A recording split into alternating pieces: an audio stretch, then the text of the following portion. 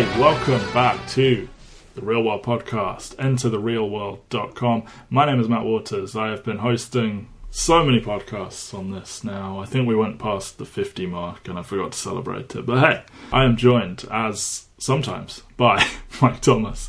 Mike, we are recording this rarely in the morning for you, so how, are you sprightly? Have you done your morning yoga? You know, I've done my morning routine. Okay. And I'm ready to go. It does feel a bit early. It does not feel normal recording hours whatsoever. But then again, you kind of get screwed over on that every single time.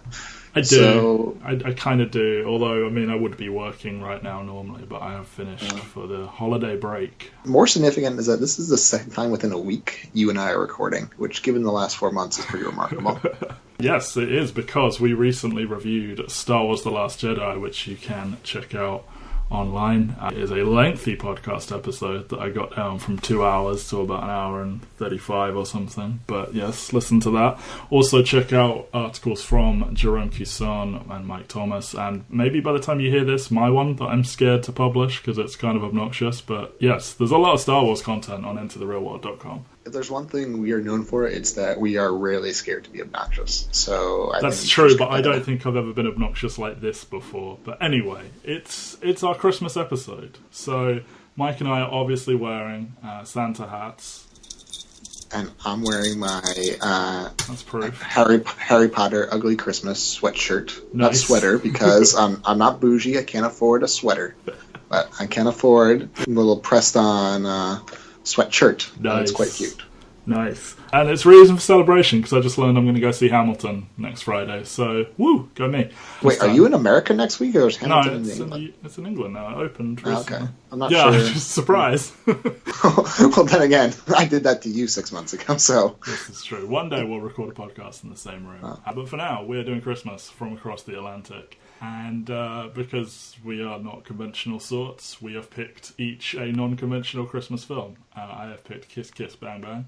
Mike has gone for Carol. Two very different kinds of films, both set at Christmas, but not really about Christmas. But hey-ho, what were we going to do? Well, Die Hard's not about Christmas either, and that's everyone's favorite Christmas film. So It is. Mike doesn't approve of that opinion.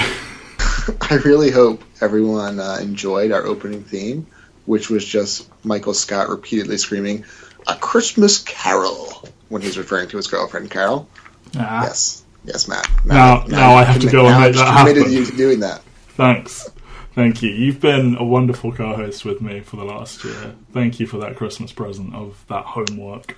After you already sent me the homework of reading not one but two articles about Carol, one written by you, which you can check out on Enter the Real World, and I will put in the show notes of this episode on the website. You should read it. It's good. If it makes you feel better, I forgot to read it. Just send you the third one. Well, I look forward to post-show breakdown reading, and I'll present my pitch on that next time. Right, so let's do Kiss Kiss Bang Bang first, because it is a less serious thing to talk about. I have always loved this movie. I had never heard of it, and back in the days when I used to just go down to the local cinema theatre to watch anything that was on, I saw this, and I loved it, and I've always loved it. It is directed and written by Shane Black, who famously wrote Lethal Weapon and some stuff with Predator.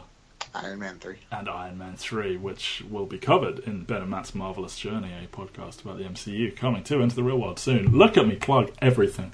So he made, I think it's The Long Kiss Goodnight, and it didn't do well, and he wanted to stop doing action movies, so he tried to write a rom-com set in LA, and basically his sensibilities led him back this way. He grew up loving sort of pulpy detective fiction, so that got heavily put into it. And we ended up with this film, which is about a small-time thief played by Robert Downey Jr. called Harry. He accidentally, while fleeing the police, walks into a movie audition and nails it because he's distressed that his partner just got shot. Gets flown out to LA to screen test for the role of a detective, and he meets this character, Gay Perry, played by Val Kilmer, who will be giving him detective lessons. He also meets, by coincidence, his childhood crush, Harmony, played by Michelle Monaghan, and she mistakenly thinks he's a real detective and hires him to investigate the mysterious death of her sister. and his business with Perry and this stuff with Harmony's sister end up intermingling, and it all turns into a giant conspiracy, and yeah, that's the film. I love it. I wish there were far more detective-based films that existed in modern cinema. This one feels very sort of throwbacky. I think they're trying to invoke some, I don't know if it's 40s, but maybe 50s and 60s style detective-y stuff. It's very tongue-in-cheek with the genre, and because it's Shane Black, it's black comedy, and it's got narration, and it's Christmas. It's like many of his films, and I love it. I love it a lot. Mike, what was your sort of experience with this? I assume you'd seen it before. Yeah, I saw it. What was it? My JA, my first year of college, lent me his bootleg copy of it, and I watched it on the bus ride home, and I really loved it then. And I've probably seen it a couple times since. It's interesting. It's fun. It comes at a very interesting point in a lot of these actors' careers. Yes. This was in this 3-year stretch where Robert Downey Jr. is making some very smaller pictures because he is just gotten sober after a very tumultuous personal stretch. Been in prison for 6 months. Oh yeah, I forgot about that. Yeah. And it comes before Iron Man, which obviously turned him into one of the biggest stars. This got him the role in Iron Man. Jon Favreau saw this film and had to have him as Tony Stark. And what I like about this is that for me, this was pretty much my first exposure to Robert Downey Jr. So it does, and I enjoy Robert Downey Jr. So I have a fondness for this film just for that reason. Yeah. It's interesting, though. It did make me somewhat cynical about him as Tony Stark in the sense that when people really reacted to it, I'm just like, he's done this before, right? This is just what this he is does. very much a trial run for Tony. It's not the same character because obviously Tony is rich and famous and everything, but the kind of smart-assy quips and the sort of very rapid talking and everything, it's all right here. Yeah, and I'm guessing if we go back further, you can find more examples of it. But it's kind of an interesting stretch of his career. He is kind of forced to do weirder things. The Singing Detective is a really fucking weird movie. Yeah. Zodiac, I think, around this time. Zodiac comes out about 2 years later, and that again, it's a year before Iron Man. It's very much in the same type of character in terms of Robert Downey Jr.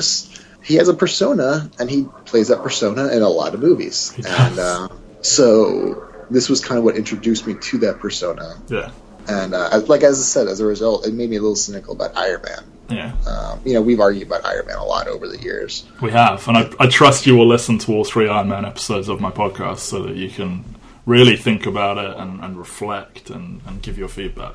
Yes. That will definitely happen. You lied on the Christmas episode. You just made baby Jesus cry with your lies. Anyway. Yeah, this is, if you too want to be cynical about the Robert Downey Jr. persona, go back and watch this film and see how he's just been doing it over and over again. But now, he's very much fun, and we'll get into his characterization in a bit. Yeah. But I want to get to our 2 main characters here, performers here. Val Kilmer.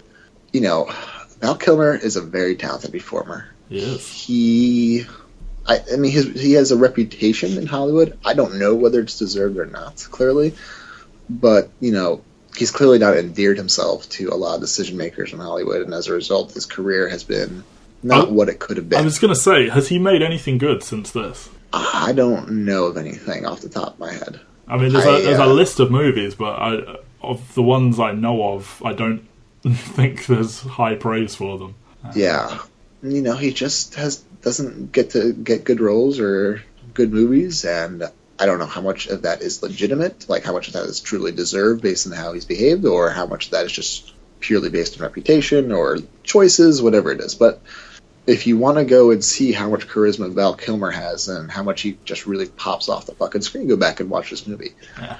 And then finally, Michelle Monaghan, not Monaghan, as I've apparently been saying it correctly all these years. Once again, she's really talented. She's really a charismatic performer. Her career has really dropped off in the last few years, as well as she's getting fewer and fewer roles. But again, if you want to see how funny and charming of a performer she is, this is really a good thing to go back to. And I think that kind of sums up what I think is the biggest strength of this movie, is that the three of them are super duper fucking charming. Yes. And you can't help but want to watch them and watch more of them. And it's a shame that only one of them gets to do this on the regular for loads and loads of money. So the story's kind of...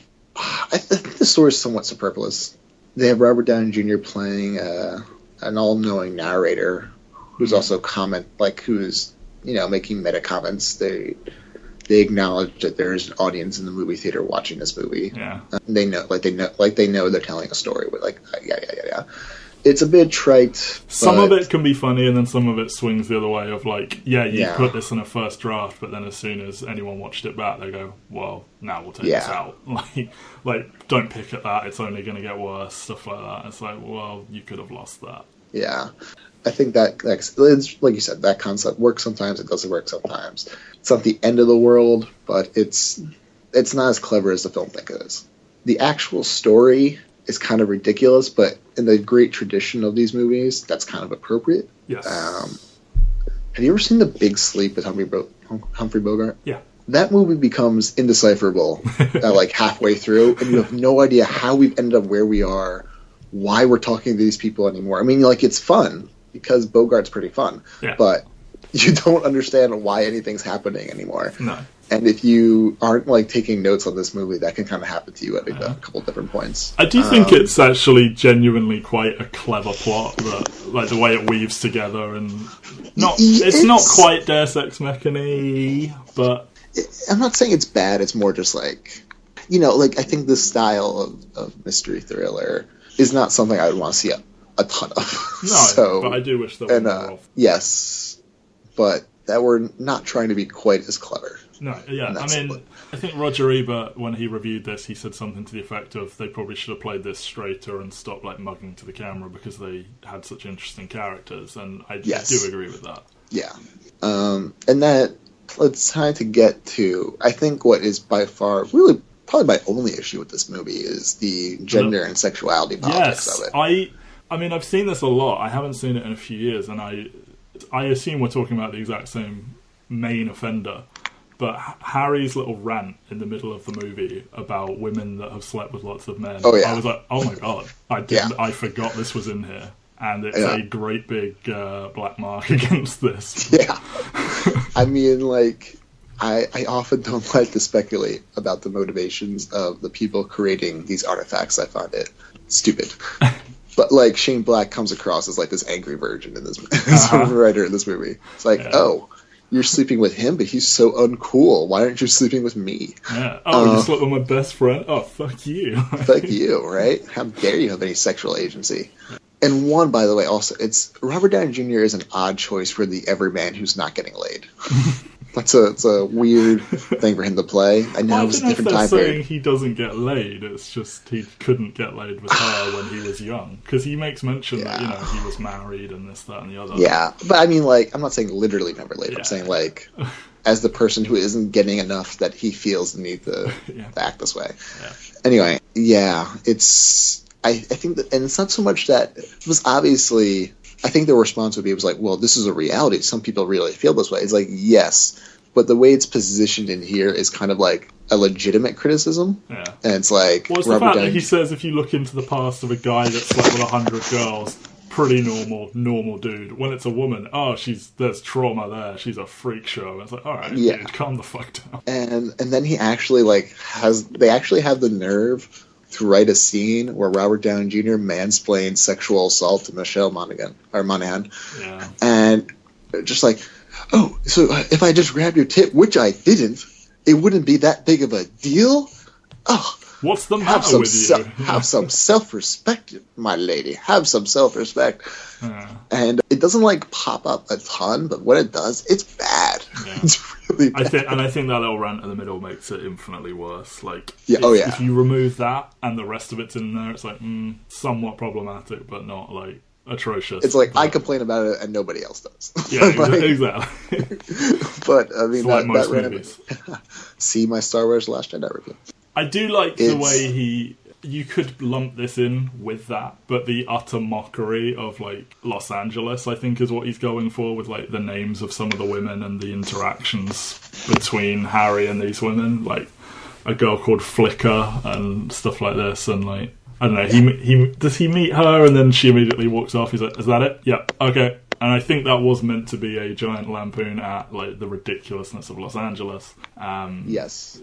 But you can quite easily connect dots between one and the other and say it's, again, Shane Black being annoyed about girls in LA because they won't sleep with him or something. Yeah, and I'm not saying, like, that's actually the issue. I'm just saying that's how it comes across. And that's why you don't be problematic, because you don't make it easy for people to connect dots.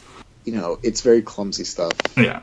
I think because they present it as legitimate criticism and not, like, Harry being an asshole. Yeah. Like, it's more of a problem because of that. Like, it's not like if you had a character who was saying these things, but, like, that person was clearly being an asshole and, you know, not someone we're supposed to empathize with. It's less of an issue. And then we'll get the sexuality politics with the character called Gay Perry, which, you know, is his own can of worms. The way that it's, well, one, they very much otherize Perry in this movie. One, just by calling him Gay Perry. I mean, that's literally defining someone by their sexuality. When their sexuality is not the heteronormative accepted one. But even, like, the weird, like, gay panic that Robert Downey Jr. has throughout it, it's definitely captures more of a time. I mean, it definitely captures that time period when it was written more as, like, socially acceptable to be that fearful of gayness. But then, like, the way they try to turn it into a moment where he doesn't mind giving him mouth to mouth at the end, like, clearly designed to be like, oh, look how Robert Downey Jr. really cares about this man. He's willing to kiss a gay man. I didn't read it that way at all, but okay.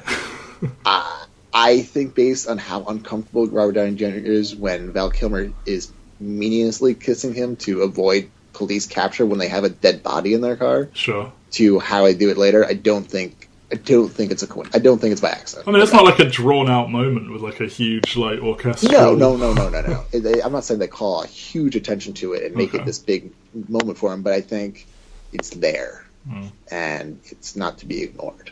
But just in general, I think the way they define him so much by his sexuality is less than ideal. I think it is very much, you know, it was written when it was, and it's an era sort of in between openly being, like, homophobic and horrific and starting to say, hey, let's stop doing this. And it's, you know, it is an unfortunate time capsule of this time. Yeah. Because, I mean, I feel Shane Black had good intentions when he wrote it, because he says, like, he wanted a gay character that was, like, an ass kicker kind of thing. Like, Gay Perry is, like, the most physically capable person in this film. Well, actually, Harry has a lot of, like, dumb luck moments, which I actually kind of like. But, you know, he's take charge, and he's, like, calling Harry a dumbass, and, like, he's physically a presence and everything. It rejects a lot of stereotypes, for sure. Yes. And, but, you know, it was written in a time period where it was socially acceptable to say, oh, that's so gay, as an insult. Yeah. And you can see that at points. Yes. That's also reflected in there. But, you know, this is not the glaring... One interesting film to pair with Carol in an episode. Yes. This all worked out well. No, we did it on purpose, obviously, as always. Obviously. But yeah, it's not ideal, but, you know, at least contextualize about when it was released and explain a lot of it. Yeah. But yeah, it's this is a fun movie. Yeah. It's a very fun movie. I really like I sort of mentioned it, Harry's dumb luck, but throughout the film there are a lot of, like, very weird, not quite real problems, but things that you don't normally see presented in fiction. And it's like, well, I could... Like, he pisses on the corpse by accident because he's peeing and then he turns and sees it.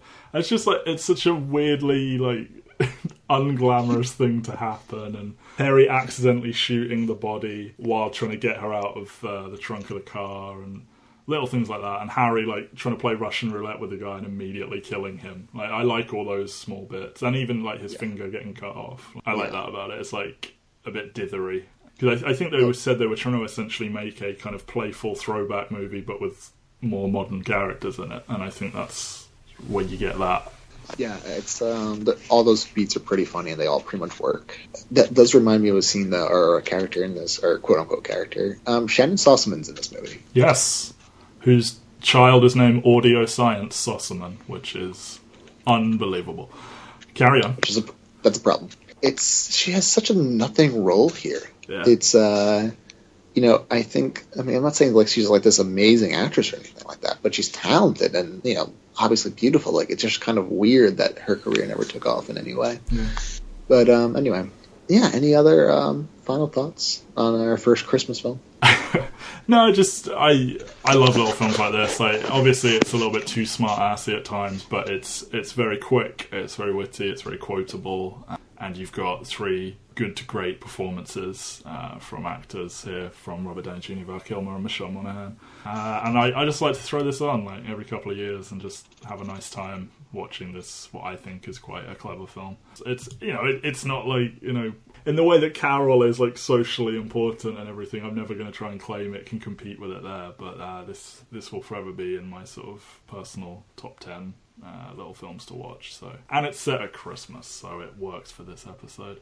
I think you mentioned the Christmas aspect a lot. Like, it's like, there's no such thing as a Christmas film. It's just like, doesn't happen to take place at Christmas. That's true. And Shane Black is clearly, he likes using Christmas. I think Lethal Weapon and Iron Man 3 and this, and there may even be something else that's set at Christmas. And he likes to use it as a backdrop because he says there's just something about it. It kind of twists situations a bit by being in the background as opposed to the focus, and I think both of these films exhibit that, where it's it's not the focus, but it does sort of give it a certain different something. Yeah, for sure. Alright, so Carol, a very well-regarded film in comparison to the sort of lesser-known Kiss Kiss Bang Bang. We got Cate Blanchett and Rooney Mara, we got Sarah Paulson, we have the amazing Kyle Chandler.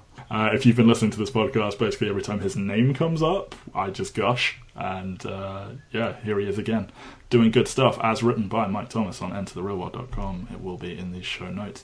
So Carol is set in the 50s, and it is, in its simplest terms, about 2 women who meet and clearly have an attraction for each other. One of them is married to Kyle Chandler and is in the midst of a divorce, and she goes away with this younger woman, Therese, played by Rooney Mara, and they falling in love with each other. But it's the times of open homophobia, and Kyle Chandler essentially says he will use her lifestyle choices as reason to take their daughter away from her in the divorce proceedings. It's very much a period piece. Like, it's great. It's like beautifully shot by Todd Haynes, phenomenally well shot, and you got 2 again incredible performances of a different kind. Three incredible. You say 3? I said 2, but I was mainly meaning like the lead 2. But obviously there are Coach? more. Yes, Coach is great. Sarah Paulson, we'll talk about it later. Let's just get started. I greatly enjoyed it. It's a thinker. It's a heavy film. It's not as breezy viewing as Kiss Kiss Bang Bang, but that's good. And Mike, let's talk about this, because obviously this film had a big impact on you, as you wrote many words about it, and have linked me to many words written by other people about it. And here is your platform. Let's talk about Carol. Well, first off, it does take place at Christmas, in case anyone was wondering. Yes. She's trying to buy her daughter a Christmas present at the beginning. Yeah, that's how how they meet. I think this is just kind of like one of the more beautifully acted films in quite a while. And I think what's interesting about it is ones that, yes, like Cate Blanchett and Rooney Mara are kind of being punished socially for being queer in this time period. But it kind of ends on this very unique note that is not often seen. Yes. In queer stories and film, where oftentimes the ending is tragic. Like, it's like that is almost cliche at this point for a queer movie to end in that way, or a queer story to end in that way. Yeah. And here is kind of like this it's beautiful, and it's not saying there's no tragic elements in it. But it's hopeful. Beautiful, haunting, but hopeful ending, where Cate Blanchett, in the middle of her divorce proceedings, just says, "Fine, take my daughter, because if I can't be who I am, then what use am I to her?" And I just remember being in the theater 2 years ago and just being like, "Wow!" Yeah. Just wow. Yeah. So I'd never seen an ending like it before. It was like what kind of like a brave both choice as a person, and what a brave storytelling choice that was, because that's clearly it messes with your expectations, at least my expectations. What have I expected from an ending here? Oh, absolutely. I would think if you were watching this and you didn't know what happened, the obvious ending would be like she gets the child, but she's forever like living this lie, and there's like lingering glances of like we can never be together, and it doesn't... Or like Kyle Chandler takes her away like against her will, or something like that, and like she slowly goes crazy for not having her daughter. Mm-hmm. But instead, it is making a choice in that moment that can't be characterized as anything other than brave. Yeah. And that scene where the final sort of court litigation, negotiation, whatever scene, is so well done. And like with a worse writer, with a worse actress in that role, that could have come across really badly. But they absolutely nailed it, I thought. Like when she says, like, if we go to court, it's going to get ugly. And we're not ugly people. Like, it's just so and I think heartbreaking. I think it is really important to note that, like, throughout this, she's never, like... I mean, occasionally she says unkind things to Hodge, but generally it's not, like, a vicious thing as much as it's just like, look, I care for you, but this is how this is. Yeah. You know, and I think that Hodge really represents a lot of the nuance of the story in a way, as I wrote about. It's clearly the story about two lesbians being torn apart or having difficult times in the 50s was really about the man all along. Of course, but, as is everything, all the time. But but really, I mean, Coach just delivers just an incredible performance in a relatively small role, not a ton of screen time, as is befitting, but given the story. Yes. But, you know, it could have so easily been a cliche performance, a cliche role. Yeah, where he's just a purely hated villainous character. Yeah. And that was the direction I was kind of expecting. Mm-hmm. But really just, he's human. And he has no idea what he's doing, how to handle a situation. He's been completely failed by society. He has been... This is messing with his entire accepted worldview that has been forced upon him by society. Yeah. And he has no idea what to do, and it's and you can see it on his face in that little scene near the end where he doesn't look like angry or anything. He just looks like a pitiful, confused man. Like he's like, I don't know, I didn't expect it to go this way. He either wanted the angry but triumphant victory of getting the daughter against her will, or he wanted her to reluctantly come back to him, and instead he gets this, and he's like, oh. And it's so well played. Yeah, and it's like I said, I think it really represents the nuance of the story so well. I mean, Blanchett. I mean, what can we say at this point? In terms of her? She's a pretty good actress, I've heard. Yeah, she's got a decent rep. P good. Yes. And it was interesting. I remember watching this, thinking like, oh, so this is actually like a Rooney Mara story. Like Kate Blanchett is kind of coasting a little bit here. Mm. At one point, that very much. I wouldn't say switches, because that would disregard Rooney Mara's work, but Kate Blanchett just becomes, like, unbelievable in this movie. Yeah. In the first half, I was more impressed with Rooney Mara. Yeah. But that ending. Wow. But yeah, it's a beautiful story. And obviously, also part of the hopeful note is that it ends with, you know, like them looking at each other in a restaurant. And, you know, you don't know it's going to work out well. There's obviously a huge age gap, which is, you know... interpersonally usually an issue at the end of the day. Yeah. But and obviously her relationship with Abby, we don't know what happened there, but that didn't, you know, work out for whatever reason. Yeah. So there's no guarantees here but there's so much in not saying it, you know. Yeah. And really though, the ending is kind of just like, we actually have control. That is what's been taken away from them for so long, and that's kind of what they take back a little bit at the end there. Yeah. And it's beautiful. It's beautiful. I know, like, it sounds like a heavy movie, but it's really worth seeing. It's really compelling, I think, pretty much all the way through. Yeah, it's fun. Like, I mean, what do you want to talk about Sarah Paulson? You mentioned... Yeah. So I love Sarah Paulson because who wouldn't? She is a really, really good actress who should have many, many more roles than she does.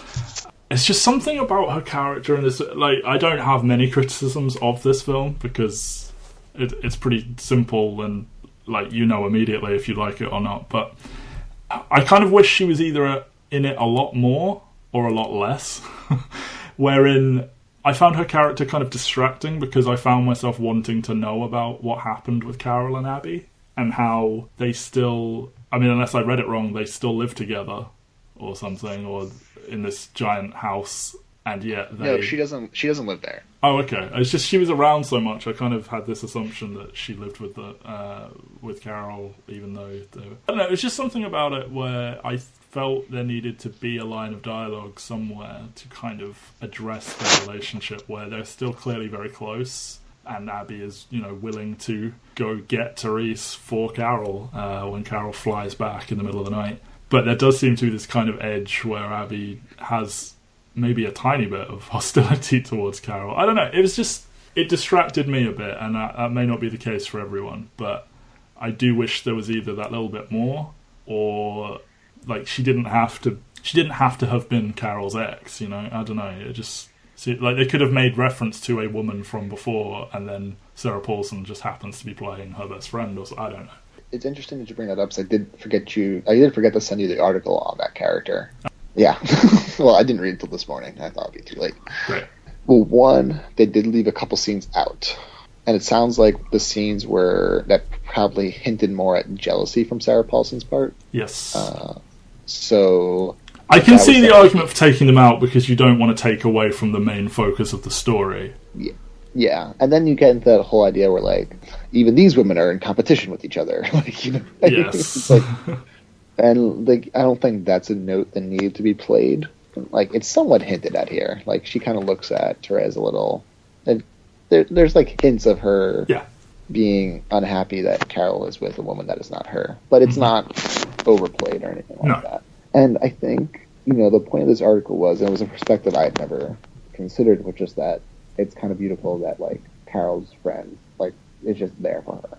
And there's just like this understood, like, I'm going to be there for you, no matter what our past has been. Like, I'm there for you. Yeah, anything where like women are just being friends in film or television, I am in favor of. Yes, this film does pass the Bechdel test, so it's obviously very feminist. But and I think her character does add something to the history of Carol as a person. Yes. And I think their friendship now is quite sweet as it is. Mm-hmm. I probably would have leaned to I'd want more from her, not less. Yeah. But there is something a bit awkward about how much she's in the movie. I'll definitely agree with that. Yeah. Like, it almost does feel like it's in this weird period where it either did need to be less or more, and I just would have opted for more. Yeah. Very beautiful film. Like, all the props, all the costumes, the vehicles, everything is so... I mean, obviously I didn't live in America in the 50s, but from things I have seen... Spoiler, neither did I. Oh, man, I thought you were secretly super old. It looks authentic, and I think things like this, it's great because obviously we are far from quote-unquote solving homophobia, etc. But when you see something like this where the sort of the level of stigma against... both of them, from Jake Lacey and Kyle Chandler, and how has the idiot from season 9 of The Office just got so many roles? I don't understand it.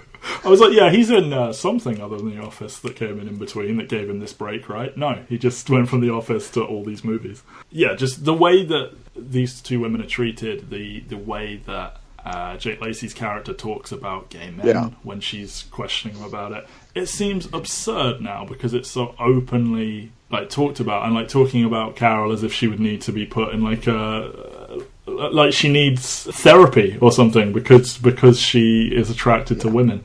And it seems absurd now, and I think that's a great note to play by looking at a time where, it does seem more absurd because you can then...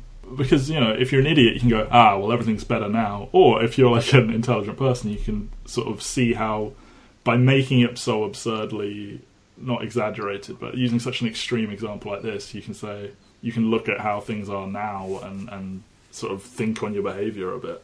Yeah. And it kind of, I think it kind of transitions to a film that came out this year very well, Call Me By Your Name. In that, again, it kind of... I mean, that takes place in the early 80s, and it details a queer relationship, and it's I don't know. I think they're a really good pair of films to watch together. Yeah. If you can get out, because it's just there's an evolution in how we're telling stories now about queer people that is good. Yeah. It is good.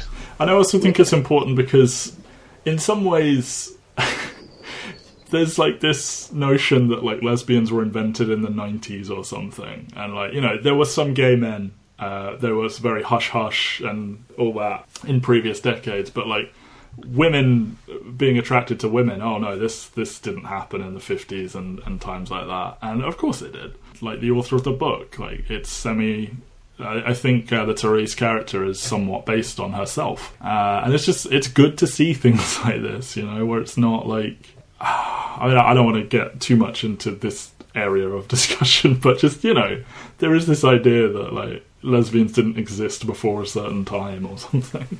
Yeah, but yeah, it's another lovely Christmas film. Yeah, everyone should see it. It's on Netflix in America. It is not over here, but tragic. Very light Christmas viewing. You should definitely watch with your family. Yeah, just gather everyone by the fire. Yeah, and just a certain way in, just go excuse yourself, make a cup of coffee or something, and come back like 2 minutes later, and everything will be fine. You know, I think this is a good 9 a.m. Christmas movie.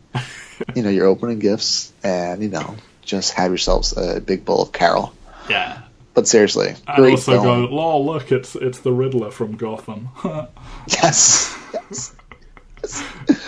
Yeah. I was really glad, and a garbage truck is driving by making lots of noise.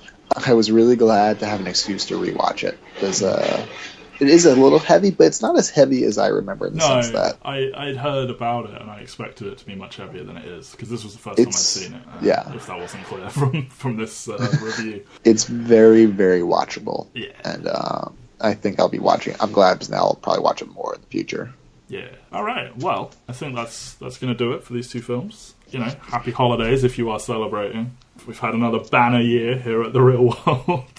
But, you know, lots of good podcasting. I've had fun. We did Firefly, and we have our future plans of Blade in the near future, True Detective in the less near future, Kevin Ford's Lost podcast, which is still not title confirmed, will be coming in 2018. Ben and myself will be doing every film in the MCU starting Wednesday, 3rd of January, and there'll be a new episode every Wednesday. Garbage trucks everywhere, which is appropriate given all the garbage that comes out of our mouths sometimes. But and America, social commentary. Well, from myself and maybe Mike, I can't speak for Mike. You know, have a good end of year to people, I guess, and watch films with your family. Have a good time.